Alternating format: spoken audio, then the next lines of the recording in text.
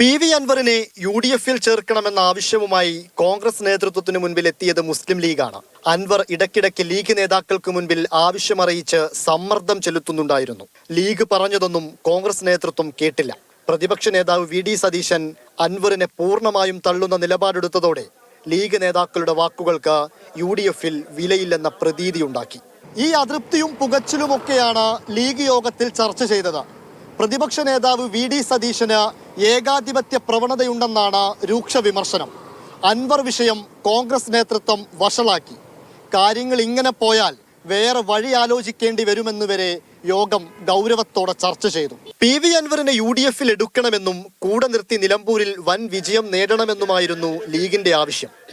PK Kunhalikutty അടക്കമുള്ള നേതാക്കൾ അൻവറിന് പ്രതീക്ഷയും നൽകിയിരുന്നു. സതീശൻ അൻവറിനെതിരെ കടുത്ത നിലപാടെടുത്തപ്പോൾ ലീഗിനോട് കൂടിയാലോചിച്ചിട്ടില്ല. KC വേണുഗോപാൽ വേണ്ടത്ര കാര്യങ്ങളിൽ ഇടപെട്ടിട്ടില്ല. ഇതൊക്കെയാണ് അതൃപ്തിയിലേക്ക് നയിച്ചതിൻ്റെ അവസാനത്തെ കാരണങ്ങൾ. അതേസമയം യോഗത്തിൽ ഒരു നേതാവിനെയും ലക്ഷ്യം വെച്ച് ഒന്നും പറഞ്ഞിട്ടില്ലെന്ന് മുസ്ലിം ലീഗ് വാർത്താക്കുറിപ്പും ഇറക്കിയിട്ടുണ്ട്.